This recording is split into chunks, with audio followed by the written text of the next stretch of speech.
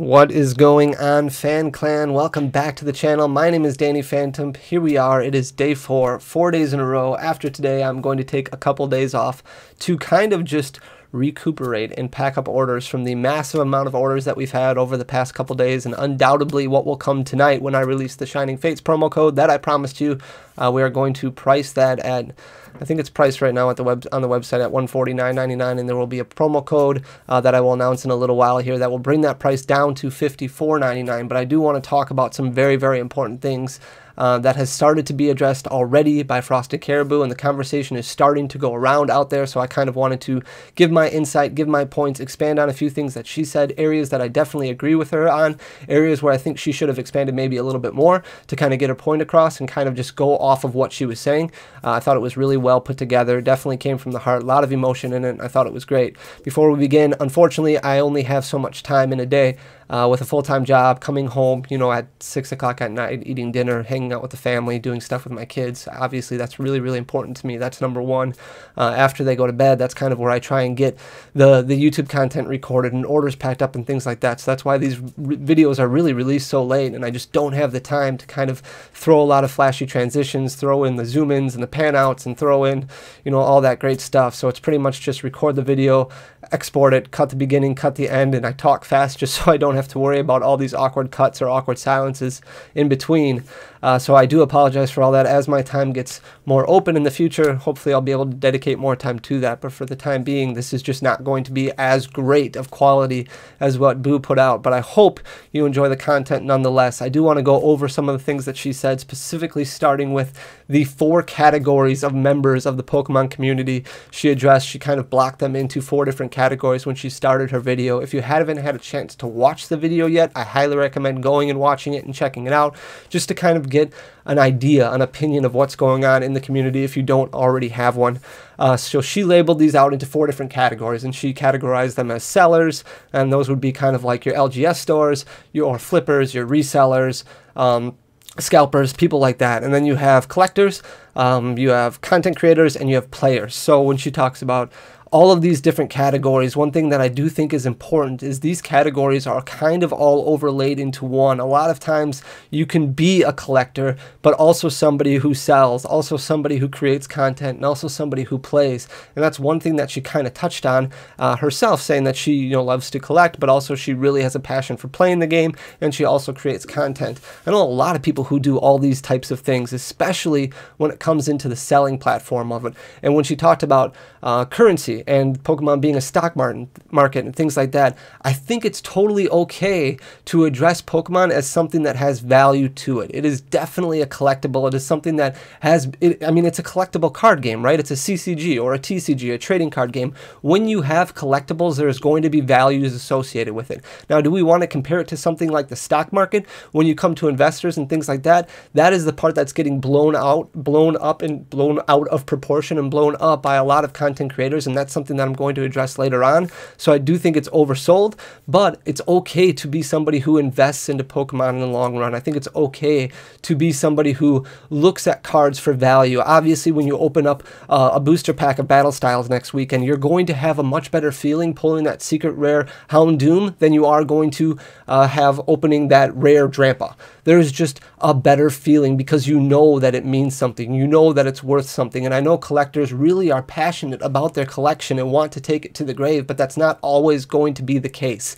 I would say that probably 95% of people, and this number may not be something that you want to hear, but probably 95% of people who are collectors are not going to keep their collection to the grave. It is just something that always is going to have a price point associated with it. There always is going to be a number out there that will be big enough, or a position in life that is important enough that is going to require you to sell your collection. It has happened to me multiple times in the past.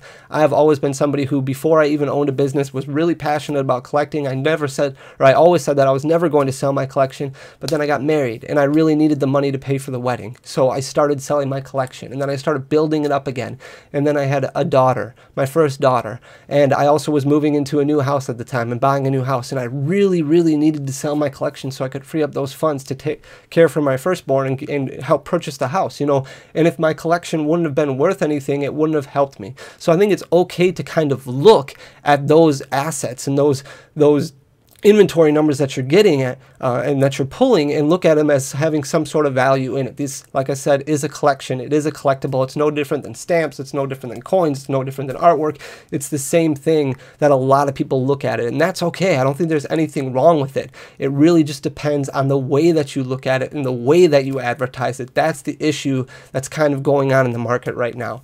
When she's touching base on all these different categories that we have, I do think a lot of people kind of lump themselves into a seller at some point in time. I know a lot of big time TCG players, you know, being able to kind of be in charge of a team that was probably one of the greatest teams that will ever be in existence when it comes to the Pokemon trading card game. You know, all these multiple players who played in top 16 every year when it comes to the US. These guys, a lot of people who traveled, they had to find a way to support that habit, to support being able to travel for Pokemon, because it is a very demanding thing to play at a highly competitive level.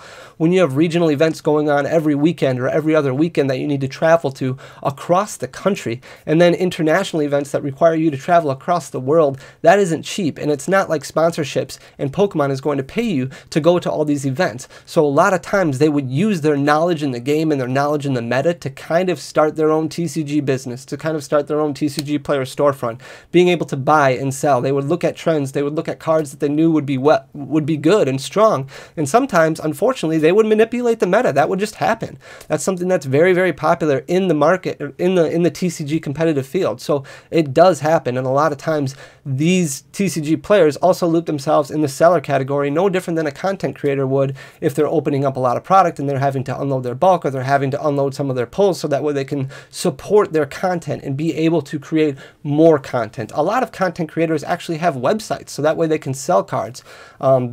That's something else as well. So a lot of times these kind of all interlap together, and I think that that is okay. The problem that we run into when it comes to content creation is these clickbait titles and these ideals, the ideology that these cards are worth so much money, so much more than they're actually worth when they come straight out of a booster pack, and that's just not the case. When you open up a booster pack of cards, and I wish I had one right in front of me, but I just have this empty pack here. So when you open up a pack of battle styles next weekend, this is just 10 or 11 loose cards. Like, this is not 10 PSA slab cards or BGS slab cards. This is just 10 normal cards. They are worth what somebody is willing to pay for them when they come out. And a lot of times, 9 out of these 10 cards are only going to be worth pennies right away. You're looking at one card in here that might have some value to it, and very rarely is it going to. A lot of times it's just going to be a rare. It's just going to be a card that might only sell for a bulk amount, which is going to be 10, 11, 12 cents. That's what you're looking at when you open up one of these cards.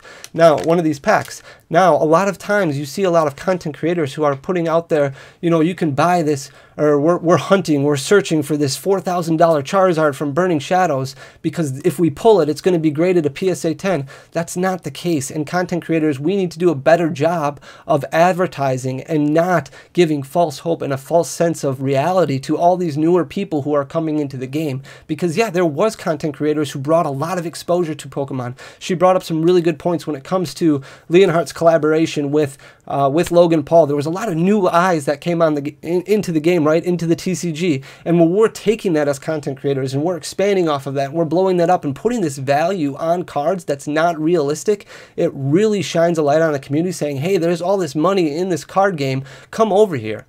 I really recently just had my cousin who came up to me, and he ended up texting me and said, hey, I'm looking at filling out, you know, my binder for my first edition Team Rocket set, and I found a Dark Charmander from somebody local who's willing to sell it for $50.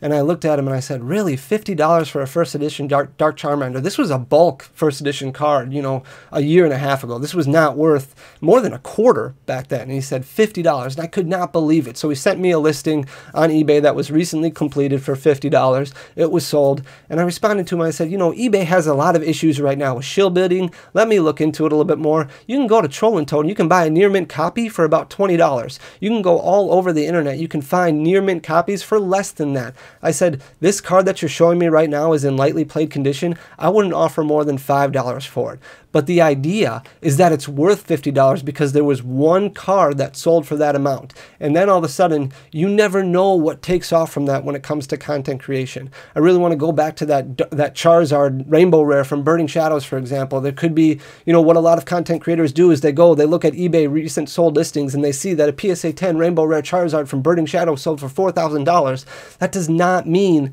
the Burning Shadows Charizard Rainbow Rare that you pull out of your booster pack is worth $4,000. In near mint condition, it's actually only worth about $400. But unfortunately, Burning Shadows had a terrible print run, multiple terrible print runs. It's very, very unrealistic that you're going to be pulling even a near mint Rainbow Rare Burning Shadows Charizard. You're probably going to pull one out that's going to be more light played, and then you're going to be looking at $300 and $350. These are $4,000 cards because they are PSA 10. The reason they're PSA 10 and $4,000 is because they're extremely rare and hard to come by. So when you're pulling out a first edition Charizard, like what we just saw in the Logan Paul box breaks recently, there is no way that you can guarantee that those are $250,000, $300,000 cards unless they grade a PSA 10. But you don't know that ahead of time. You just know you have a chance at a PSA 10 when we're pulling it out. So as a content creator, we really need to do a better job of educating our audience and educating the community, because this is our community. Like, I don't want to sit here and lie to you guys and tell you guys all these untrue facts. That's why when I talk about reprints and I talk about confirmations, these are things that I'm getting straight from distributors. I don't want to go out there and just start talking about rumors. I want to talk about factual evidence, actual things that are happening in the community, actual things that are confirmed, so that way you can make a logical decision based on the information that I provided. I will never tell you something unless I've heard it from an actual source that can confirm it from Pokemon. There's a lot of information out there, a lot of misguided information, and sometimes I just scratch my head wondering, where do they get all their information? I have these contacts and I know none of it. Like, it's very, very frustrating to see all these people who are going around saying, hey, did you see that Team Up's getting reprinted? Or hey, did you see that Hidden Fates is getting reprinted again? Like, these are things that I haven't seen. No, I had no idea that was going to happen. And I don't want to badmouth anybody. I don't want to say anything that they're wrong. So I just say, oh, that's something I haven't heard before. I hope they're right, because a lot of times I do hope they're right, but that doesn't necessarily guarantee that they are right. I'm not going to sit here and say that they don't have connections that I don't have, but I am going to say that I'm going to get my information straight from distributors, and then I'll be able to share that with you, and that way you can make your own logical decision based on what you've heard.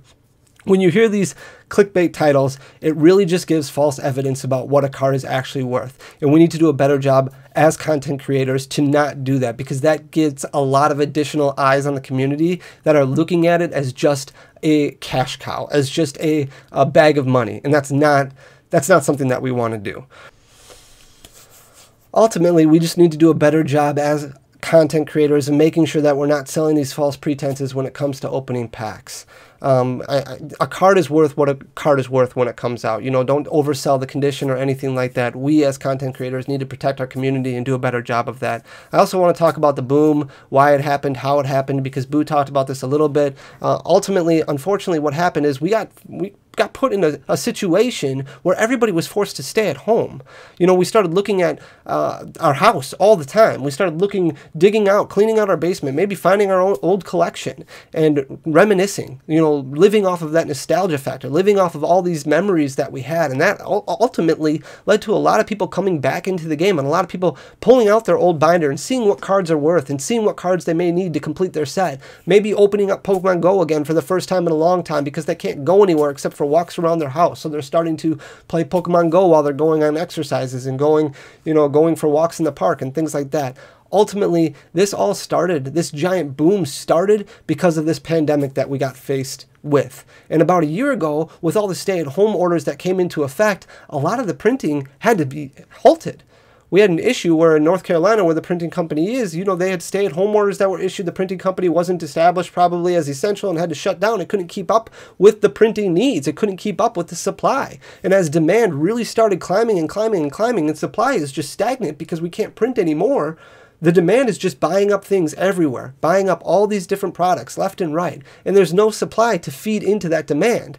So ultimately, as you're getting more exposure from these celebrities and these internet celebrities and personalities who are coming in and breaking open more boxes and first edition boxes, leading more eyes into a game where there's already this severe shortage, ultimately, that's what led to this supply issue. And when you have this giant supply issue, all of a sudden, all those eyes look at it as an opportunity. And that's where you start getting this scalping mentality. That's where that all comes in. And a lot of people don't understand what the whole term scalping means, but basically what a scalper is, to me, and this is my opinion, is somebody who goes to a big box store, somebody who goes to a retail location, somebody who might even go to an LGS and finds boxes at MSRP or a price close to MSRP, knowing that they can sell them for double or triple or a decent markup, buys them all out and then resells them on a different third-party website, whether it be Mercari or Instagram or Facebook Marketplace or Craigslist or something like that. That's what a scalper is.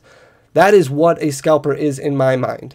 A lot of times people confuse it with market price, but that is what a scalper is. Somebody who goes in, sets a price point because they know that it sells. So what can we do as a community to make sure that this doesn't happen anymore? We have to stop buying from scalpers. We have to stop buying from people who are setting that price point, because that's giving this excuse to local game stores and giving this excuse to all these different hobby shops to go ahead and price at this point, because that's what scalpers are showing them these products sell for. And let's face it, I see comments all the time of all these people saying, my LGS is terrible. They sell for double MSRP. They sell for, you know, triple MSRP. They're selling for $20 more than a product costs. They're selling for that price point because that's what the products are selling at. And I know there's a lot of comments, and this is where a lot of people get upset and a lot of people get angry, and I understand completely why, and I don't think that it's right, so don't get me wrong, but the moral fiber and the moral compass that an individual has to keep product at $50, to keep a Shining Fates Elite Trainer box at $50 when it's selling for $100 is outrageous. I mean, it's the moral compass that somebody has to do that is kind of crazy. And there's thousands of comments and thousands of people out there that I've read and seen that say that they would do this if they had their own business. They would be selling an MSRP. But really, you need to take a look in the mirror. Would you? Because that is a huge, huge loss for you to be taking. That is a huge difference for you to be taking. For people like me and Papa and owning our own business and getting all these products, we already have full-time jobs. This isn't something that we're doing for money. We're doing this for long-term. We're doing this for fun. We're doing this to give back to the community because we enjoy the community so much. We're putting promo codes in videos. We're doing whatever we can to make sure we get product into your hands at a reasonable price. But when you look at other local game stores and look at hobby shops who are getting, let's say, 1,000 Elite Trainer boxes of Shining Fates, when they are selling at $1,000 or $100 a piece instead of $50 a piece, if they sold them all for $50, when they're selling out at $100, that is literally like taking $50,000 and throwing it away. When I was looking over math numbers and looking over numbers of what we sold Champion's Path at and what we sold Vivid Voltage at and what we started selling Darkness Ablaze at and what we sold Hidden Fates at and what we're selling Shining Fates at, we have really accumulated enough money, enough profit over the past 9-10 months that we literally threw away a house when it comes to the amount of money we sacrifice to be able to provide product closer to that MSRP point. And I know there's a lot of hobby shops that are selling product for 3 times MSRP and the product is still sitting on their shelves. But there's a lot of hobby shops out there that are selling it for $30, $40, $50 above what the price point is. I saw one company on TCG Player that was selling like 1,000 of them at $130, $140 a piece, and they all sold. They're getting $80 more profit per box. Can you honestly say, can everybody honestly say as an individual that they would throw away $50,000 and be completely okay with it?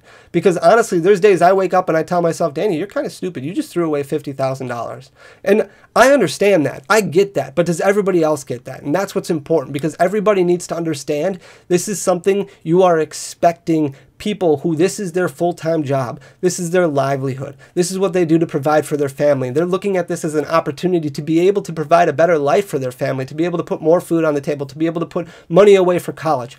I understand that it's frustrating. The best way to fix it is to not pay those prices. But when there are people out there who are constantly willing to pay those prices, to give up and sacrifice $50,000 takes a lot of guts and a lot of morality that honestly a lot of people just aren't going to have. And I don't know if that's wrong or right. To me, pricing at MSRP or close to MSRP is important. That's something that I believe is right. That's something that Papa believes is right. That's something we've talked about in excess before. But we also understand the amount of money that we're throwing away by doing that. And a lot of other companies, and I think a lot of individuals, aren't thinking clearly that this is how much money is actually getting thrown away by pricing closer to MSRP. And the reason I explain this to you is because it's important for you to realize everything that's going on out there, so that way you can make your best judgment before you start commenting and throwing around words, because there's a lot of things that I see out there, which is, you know, my LGS is, you know, is such a such a jerk, you know, because he's selling at this price. Like, before you bash somebody, put yourself in their shoes, really start thinking about it and decide, okay, what would I do in this situation? Because a lot of times you need to be honest with yourself, and that's super, super important to do. And I know it's very difficult, but that's the honest truth of it all. Scalpers. One picture that was flowing around the internet last week was this, was somebody who used a bot to buy like 600 Elite Trainer boxes from Walmart, all Shining Fates, and he was advertising them on, I think, Mercari or OfferUp or something like that for $140 a piece. Using bots is absolutely crazy to me. I understand the reasoning behind it. Frankly, I'm actually impressed at the people who do it, the people who figure it out. I think it's really, really, really smart and intelligent, and think that they should be using their intelligent mindset to do something else and something more productive. But the reason they're doing it is because we're buying it. We as a community need to do a better job of not paying $140 for an Elite Trainer box, making sure that if we're going to spend $140 for an Elite Trainer box, we go to the person who has the retail license, we go to the company that's, you know, the brick and mortar store down the street where I go to play my local TCG game, we buy from them. That's where we buy from. Because if we're paying that $140 to a scalper, what we're doing is we're really encouraging the habit to continue doing. Even if they're priced a little bit lower than what our local GameStop may be, you may want to go to your local game store and just show them, hey, this is what somebody local is selling them for. Can you hit me up with this price? And if your local game store says no and you don't want to buy from your local game store either, then you may just want to sit this one out. You may just want to be patient and start focusing your efforts on something else. There's so much other opportunities in the game. There's so much other opportunities in the collector's market that you can start focusing your attention on, and just kind of take a break from opening packs for a little bit. There's other packs out there that you can get that are probably a little bit cheaper. It doesn't have to be this FOMO mentality of always getting the best new set, and that's something we as a community need to do better. If we gather together as a community and start not paying those ridiculous prices and start not paying those super high prices, the only way that price point is going to come down and start being a lot more attractive is if we lay off a little bit and wait for that to come back down. Otherwise, all we're doing as a community is kind of encouraging that price point to keep happening, or keep growing for that matter. I do want to talk about what can be done, and I know I've kind of rambled all over the place here, but I don't want to overdo it. Like, I don't want to overload everybody with information, because I know it's not this big flashy thing and it's just listening to me talk for a long time, and you're probably just wondering what the promo code is for the Shining Fates to get Shining Fates product at $55 for an Elite Trainer box. So that promo code is EV55, all capital letters, EEVEE 55. You can head over to the website. But I do encourage the communication, I do encourage the dialogue, and I do encourage comments down below just to kind of talk about this, because I do think it's important to have good adult conversations. I do think it's important to have good conversation about this and see what we can do as a community to start making sure that we fix this problem, that we start growing the game again, that we start making things better, that we start increasing what we want in the community. We pay attention to it. We understand where everybody is coming from. We don't bully, we don't harass, but we keep moving forward. I think that's ultimately what the goal is of all of us. But the only way we're going to do that is to band together and start talking about what can be done. And there's honestly only so much that can be done. When it comes to content creators, we need to do a better job of making sure that we're not putting out those clickbaity titles, that we're not lying to our audience about what a card is worth, and start talking about what a card has the potential of being worth. When you're talking about stock markets and investments and saying you should be investing in sealed ETBs for the long haul because this is how much you're making, it's more important to say, hey, historically in trend, this is what ETBs are doing. Make a decision for yourself on whether or not you think investing into an ETB is a good thing. But as content creators, we can't go out there and say, hey, this ETB is going to be worth $1,000 one day, because we don't know that. It's all speculation. We don't know where the game is going to be in 20 years. We don't know where the game is going to be in 10 years. Pokemon could be sold out to My Little Pony, the CCG, in 20 years, and it could be My Little Pony running around with all these different Pokemon, and that could be the big thing down the road. We have no idea where this game is going to go. So it's all speculation. We're all trying to make sure that we make the smartest decisions with our money, with our collections, with our investments, whatever the case may be. But we need to do a better job as content creators of making sure we're not feeding all this false information out there.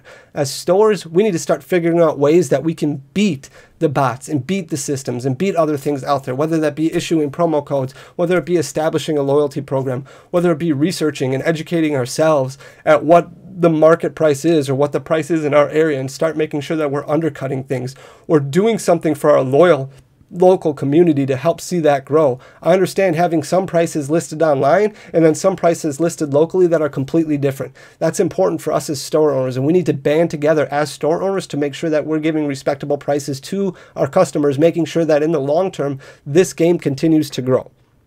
As collectors, we need to start shifting our focus and being as patient as we possibly can. This is going to get better. Pokemon is going to start printing more product. It's already happening. There's already more product that is showing up. I've seen videos and videos of people saying, hey, I finally got a Hidden Fates Elite Trainer box. I finally found a Shining Fates Elite Trainer box at the stores. This is going to start getting better. You're looking at what? If Pokemon wants to print something, they need to print like 9 months in advance, right? They need to start printing things 9 months in advance. So if you rewind time 9 months ago, things were terrible. Of course we're going to have bad runs for Vivid Voltage. Of course we're going to have bad runs for the first part of Shining Fates. It was bound to happen based on everything that happened last year. But now that the whole economy is starting to slowly start opening up again, things are going to start getting better and better and better, and eventually it's going to feed into a situation where there's going to be so much product out there, you literally can't buy enough of it to fill your shelves. So we as collectors just need to start being patient and shift our focus into something else. Stop worrying so much. Stop drawing so much attention to all the negativity out there. Start focusing more on all the positive things that are going on out there. Start focusing more on the positive portions of your collection. If you're building master sets, start filling out the commons and uncommons. Start filling out the reverse hollow sections. If you're looking for promos, start shopping for promos. It doesn't necessarily just have to be sealed product all the time. That's what we need to do as collectors. And together, we need to keep the dialogue and keep the conversation open, but keep it respectable to everybody, because that's what's important. As we start gaining up on each other and getting at each other's throat, that's when we start losing sight of what the community is all about and what we're all trying to accomplish. Guys, I know this was a lot. I know that I rambled a lot and I talked about a lot of different things. And if you have questions and you want follow-up or anything like that, please leave a comment down below. Make sure you subscribe to the channel. I really, really appreciate the support. Hopefully you heard the promo code for the Shining Fates Elite Trainer box. Thank you so much for all of that. It's going to take me a while to catch up on orders. We sold a lot of Vivid Voltage product last night. We're going to sell a lot of Shining Fates product tonight. Packing everything up. Give me a couple days. I'll get everything out as soon as possible, but we're probably looking at Monday when I'm really going to be able to start getting the majority of the product out there. So just be patient with me as I'm packing everything up, knowing that you are going to get your product. It may just take me a few days because of the sheer amount of product that we are selling. So keep that in mind. Battle Styles is coming out next weekend. I'm very, very excited for that. There is a lot of good going on in the community. I hope you're able to find some Battle Styles. Guys, thank you so much for all of your support. Like I said, head on over to Frosted Caribou's channel. Check out that video. Let me know what you think. Leave a comment down below. There's no reason we can't have intelligent, good conversation about this, because I know it's a tough topic and I know it's touchy, but we really need to do a better job of understanding where everybody is coming from, so that way we can make educated decisions and opinions on everything. There's a lot that I missed and a lot that I talked about in this video. I tried to make as many notes as I could, but I also didn't want to record over the span of 9 hours and really cut it down into a 20-30 minute video. So thank you so much for everything, guys. Until next time, peace.